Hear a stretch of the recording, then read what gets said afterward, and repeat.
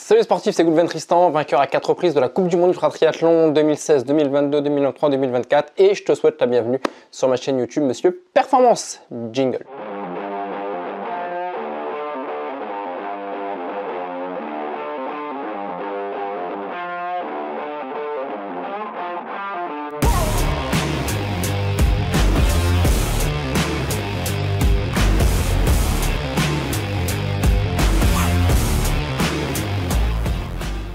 Comment transformer un échec en source de motivation? Voilà une question qui revient régulièrement et que j'avais envie de partager, de développer durant cette vidéo. Si ce n'est pas encore fait, je t'invite à activer la petite cloche, à t'abonner à ma chaîne YouTube, à liker la vidéo, à la commenter aussi. C'est moi personnellement qui viendrai répondre à toutes tes questions et aussi à rejoindre ma communauté grandissante sur Instagram où je fais régulièrement des lives pour répondre à vos questions. On vient rejoindre, si ce n'est pas encore fait, ma communauté sur Instagram. Donc, comment transformer un échec en motivation? Voilà, les échecs, ça arrive à tout le monde. Ça fait partie du game, même s'il y en a encore beaucoup trop, à mon goût, qui font tout pour justement éviter ces échecs. Alors oui, c'est le but, hein. Quand on s'engage dans une compétition sportive, c'est de la réussir, c'est de performer, c'est de se faire plaisir. En tout cas, c'est d'aller au bout. Après, chacun avec ses objectifs.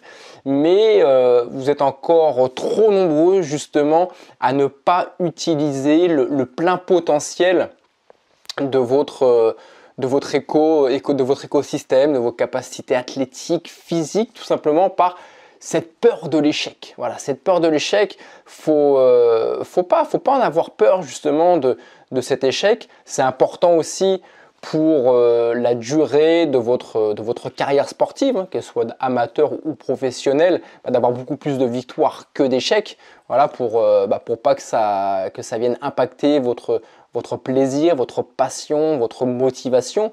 Voilà, l'échec, il doit être présent de temps en temps, voilà, pour pouvoir se remettre en question, savoir faire les choses peut-être différemment, savoir sortir la tête de l'eau, ouvrir les yeux, voilà, se réorganiser, revoir certaines choses. Donc c'est important d'avoir de temps en temps un petit échec, une petite piqûre de rappel, une petite claque, voilà, qui va faire mal, qui va même peut-être faire très très mal, mais ça fait du bien. Voilà, ça fait du bien après coup. Voilà, sur le coup, c'est jamais agréable. Moi, pour revenir justement à mon parcours sportif, comme je vous le disais, heureusement, j'ai eu beaucoup plus de succès. Encore une fois, un succès, c'est pas forcément finir premier, hein. Un succès, c'est arriver au bout d'une course, c'est avoir été honnête avec soi-même, d'avoir donné le meilleur de soi-même. Voilà, ça, c'est déjà un beau succès. D'avoir été, quand je dis avoir été honnête avec soi-même, c'est aussi avoir été honnête avec soi-même, comme je vous le disais, par rapport à vos capacités, d'être aligné par rapport à vos capacités athlétiques, physiques et par rapport à votre objectif. Voilà, ça c'est important. Si demain vous vous entraînez, je ne sais pas, X d'heures par semaine et que vous n'osez pas faire telle ou telle compétition, que vous restez sur de petits formats alors que vous pourriez aller sur des formats plus prestigieux, mais vous avez peur de cet échec, vous n'êtes pas honnête avec vous-même. Donc c'est pour ça, c'est aussi important d'apprendre à se connaître, de faire vraiment un gros check-up de votre personne par rapport aussi à votre situation professionnelle, familiale, financière et tout ça, pour vraiment être aligné au mieux par rapport à vos compétitions sportives, à votre passion. Mais justement, pour en revenir aux échecs, donc comme je vous le disais, moi j'ai eu quelques échecs, heureusement beaucoup moins que les succès, mais un échec, voilà, qui m'a fait mal. Il y a eu déjà des échecs que j'ai eu sur des barrières horaires. Donc là, ça m'a moins dérangé, ça m'a piqué, voilà, de me faire arrêter sur une ou deux compétitions par rapport à des barrières horaires. On me dit, voilà, là, bon, je m'étais dit, j'ai tout donné, mais voilà, j'ai pas été assez lent, je me suis pas suffisamment bien préparé et j'ai su rapidement, voilà, d'où venait le problème. Mais un échec qui m'a piqué, qui m'a fait mal, c'est quand j'ai dû rendre de moi-même, enlever la chip la puce de ma cheville, alors que la course, alors que la barrière horaire, j'avais encore le temps, j'aurais peut-être pu aller au bout de la course, ça aurait été compliqué, mais en tout cas, le fait d'enlever de moi-même cette puce, je me suis interdit de savoir si j'aurais été capable de terminer cette course ou pas, et là ça m'a piqué. Alors c'était en 2022, après 5 ou 6 ans d'arrêt d'ultra triathlon, c'était la 2 ou 3e manche de la Coupe du Monde Ultra Triathlon. On était sur un double Ironman, donc ça reste quand même un gros format, une grosse compétition. J'étais encore en surpoids et j'étais pas encore suffisamment bien entraîné pour les épreuves de Coupe du Monde. Mais j'avais réussi la première, j'avais réussi la deuxième. Et là, il y avait cette 3e manche de Coupe du Monde qui arrivait aux États-Unis, dans l'Oregon. Et c'était un double Ironman. Les doubles Ironman, c'est quelque chose que je maîtrise, que je sais faire. J'avais dû en faire 7 ou 8, sans compter tous les triples, quintuples, autres DK que j'avais déjà fait, voire même double DK que j'avais fait en 2016. Et en fait, comme souvent, parce que l'ultra triathlon, on est sur de l'endurance en triathlon, mais à vélo, il y a très peu de dénivelé, voire même la plupart du temps, il n'y a pas de dénivelé. Et en fait, ce voyage, ce déplacement, j'avais pas cherché à creuser plus que ça sur la logistique, sur le relief de la course. J'étais pas organisé comme je le suis aujourd'hui dans mes déplacements, dans tout l'écosystème de la logistique. Et je suis parti aux États-Unis avec le minimum syndical entre guillemets. Bon, c'est un déplacement en avion, donc c'est toujours plus compliqué. Surtout sur du triathlon, j'avais mon vélo à amener, je ne pouvais pas non plus prendre toutes mes affaires comme j'ai l'habitude de le faire quand je me déplace en véhicule, où là je loue un camion, j'ai entre 10 et 15 mètres cubes de logistique, donc là obligé de prendre le minimum syndical, surtout comme je vous le disais, ça faisait 5 ou 6 ans que j'avais arrêté la compétition, donc j'avais plus tous ces automatismes en termes de logistique et tout ça. Et surtout, voilà, j'avais pas du tout regardé le relief de cette compétition. C'était la première fois que je faisais cette course dans l'Oregon, je l'avais jamais faite, mais j'avais fait d'autres formats de courses par le même organisateur, en Floride notamment, à 3 ou 4 reprises. Et quand j'arrive sur place, donc je pars avec un ami, donc j'avais eu la chance pour cette compétition d'avoir un assistant. Et quand on arrive à J-1 ou J-2 de la compétition, on va pour retirer les dossards et tout ça, et je fais une reconnaissance à vélo. Et là, la reconnaissance à vélo, au premier tour, je sais que je vais être échec.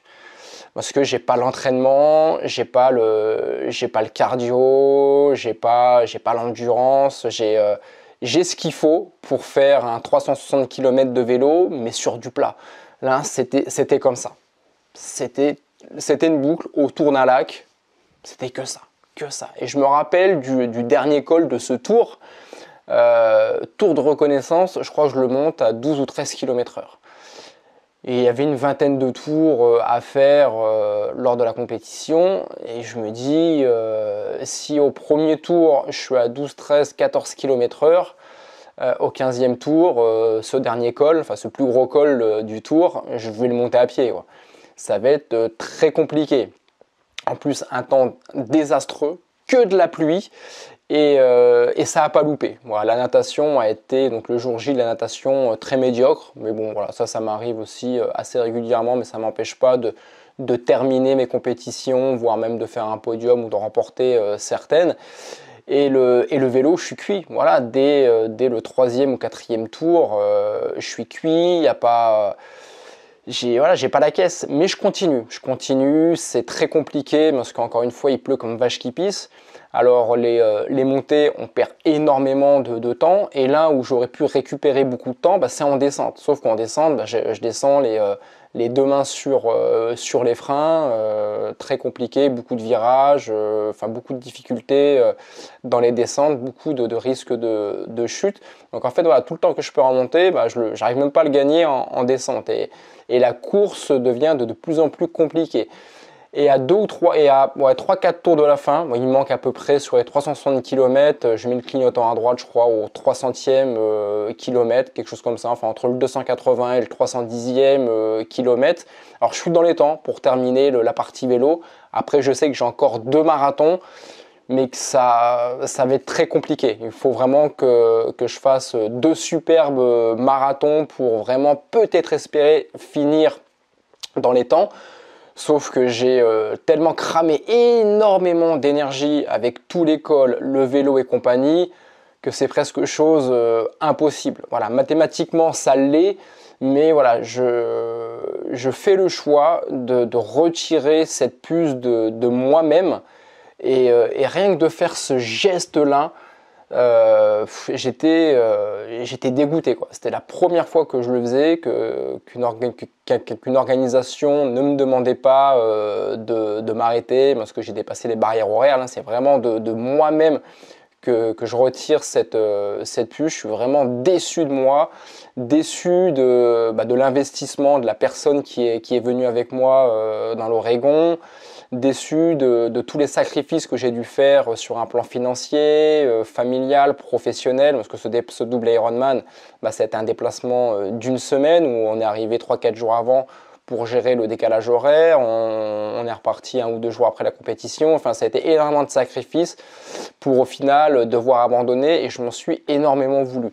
Et là en fait où j'ai eu ce déclic, en fait cette course ça a été un déclic pour la suite de la saison, parce qu'on est en 2022 et en 2022 je remporte quand même la Coupe du Monde ultra triathlon, mais ça a été vraiment, il me fallait cette claque pour la suite de la compétition. Et en fait donc j'abandonne, il doit être 2 ou 3 heures du matin, on rentre à l'hôtel, on va passer une bonne nuit, on se lève le lendemain vers 9 heures. On avait la chance d'avoir à l'hôtel une piscine, et le lendemain, voilà, on avait encore 2 jours de bloqués dans cet hôtel.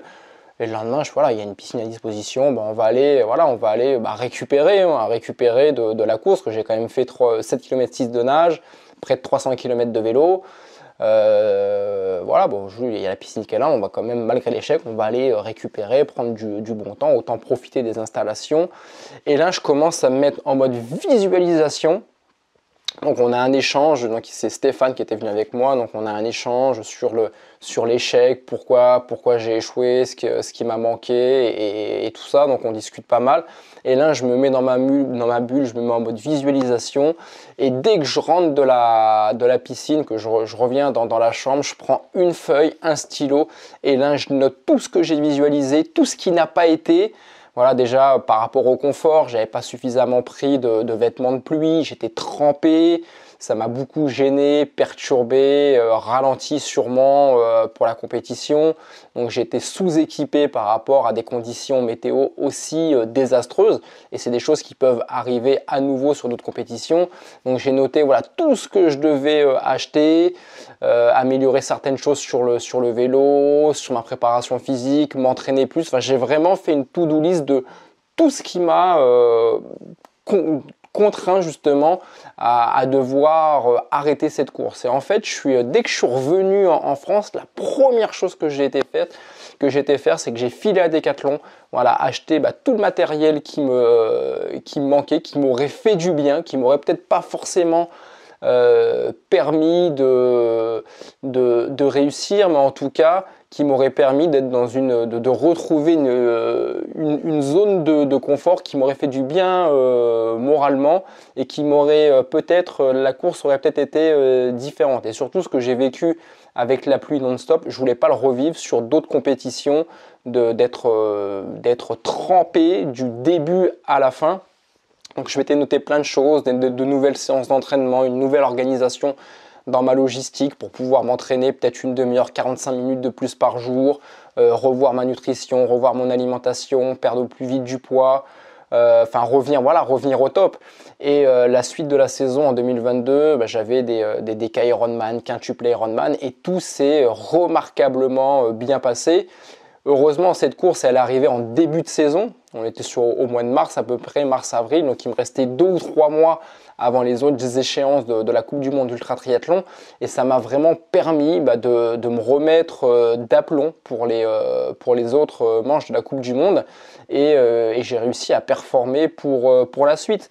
Mais vraiment, le réflexe que j'ai eu, c'est voilà, on visualise l'après-échec, de quelle manière, pourquoi j'ai été échec, qu'est-ce qui n'a pas été, prendre un stylo, une feuille, tout noter, tout remettre à plat, se réorganiser et ça a payé, voilà, ça a payé pour la suite. Donc c'est vraiment ce que je te conseille de faire, voilà, peu importe l'échec que tu vas avoir, il faut avoir cette intelligence, même si c'est pas toujours simple, parce que quand on a un échec, on est dans la frustration, parfois on a envie d'envoyer tout balader, on n'a pas forcément envie de se remettre en question ou souvent on va rejeter la faute sur l'autre, sur les organisateurs, sur ceci, sur cela, mais un échec, quoi qu'il arrive, on a une part de responsabilité. Voilà. Après, il peut y avoir d'autres paramètres qui viennent englober cet échec, mais quoi qu'il arrive, on a notre part de responsabilité. Et la part de responsabilité qu'on a, qu'elle soit de 10%, 50% ou 100%, comme ça l'a été pour moi,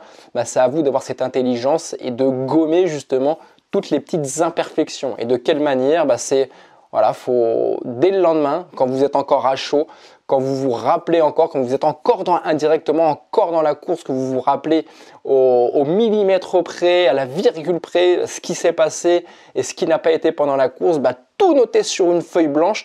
Parce que si vous faites cet exercice une semaine ou un mois après, il y a plein de choses que vous allez oublier et qui auront sûrement leur utilité lors des prochaines courses. Donc voilà, donc comment transformer un échec en motivation, bah c'est ça. Donc voilà, donc comment transformer un échec en source de motivation, bah c'est surtout que ça ne se reproduise plus. Parce qu'un échec, ça fait mal, ça fait très très mal. Mais en même temps, un échec, ce qui est génial dans l'échec, et là où les gens ont peur parfois de s'inscrire à telle ou telle compétition, parce que ils ont peur de cette épée de Damoclès qu'ils vont avoir au-dessus de la tête, c'est-à-dire l'échec, bah ça vous permet de voir là où vous allez échouer. Et c'est très important. Je ne vais pas revenir sur une vidéo que j'ai déjà faite, où j'ai fait mon premier Ironman à Nice en 2011. Mais j'avais pas envie que ce soit la société qui me dise Goulven, tu n'as jamais fait de triathlon, tu ne dois pas faire l'Ironman de Nice. Un Ironman de Nice, enfin un Ironman tout court, c'est une grosse expérience en triathlon, c'est 6 mois, 1 an d'entraînement, ce qui n'est pas faux. Mais encore une fois, on est tous différents et il n'y a pas de vérité dans la vie. Voilà, tu peux ne pas avoir d'expérience en triathlon, ne pas savoir nager ou nager que vulgairement la brasse, comme c'était mon cas, ne pas avoir de vélo de route. Moi, mon premier triathlon, donc c'était l'Ironman de Nice en 2011. Je me suis acheté un vélo de route, enfin j'ai même découvert ce qu'était un vélo de route 4 mois avant la compétition. C'était Ironman de Nice, j'ai fait les 3 km 8 de nage en brasse, parce que je ne savais pas nager le crawl, et j'ai été finisher. Mais j'aurais aussi pu être échec. Mais si j'avais été échec de cette compétition, bah, ça m'aurait permis de vraiment mettre un point là où j'ai été échec, et de retravailler ce point. Alors que la société qui me dit « ouais mais t'as pas assez d'expérience, oui mais ceci, cela », ok, mais c'est quoi exactement, c'est quoi le point précis que je dois travailler? Ça, la société ne sera pas capable de te le dire. Il n'y a que toi qui pourras le voir justement lors d'une compétition, même si tu en es échec, ça te mettra justement un point précis que tu devras retravailler. Et moi, sur cette course-là, bah, j'avais beaucoup de choses à retravailler sur mon double Ironman en Oregon. Il y avait à la fois la logistique, mais j'ai su mettre précisément un point sur quel type de logistique, les vêtements de pluie, plein de choses. Quelques défaillances avec le vélo que j'ai retravaillé par la suite, mon implication dans l'entraînement, mon implication dans la nutrition. Il y a plein de choses. Cette course m'a enlevé des œillères et m'a permis de voir des choses que je ne voyais plus forcément au quotidien, parce qu'il y avait des choses qui avaient très bien fonctionné comme ça auparavant. Sûrement de la chance. Là, la chance, elle n'était pas là, elle n'était pas du tout au rendez-vous avec moi, et tant mieux. Et ça m'a permis de voir d'autres choses, de voir cette course sous l'échec, sous d'autres aspects. Donc voilà, donc pas de panique si tu es en échec, il ne faut pas en avoir peur. faut avoir l'intelligence justement de savoir rebondir et tout se passera bien pour la suite.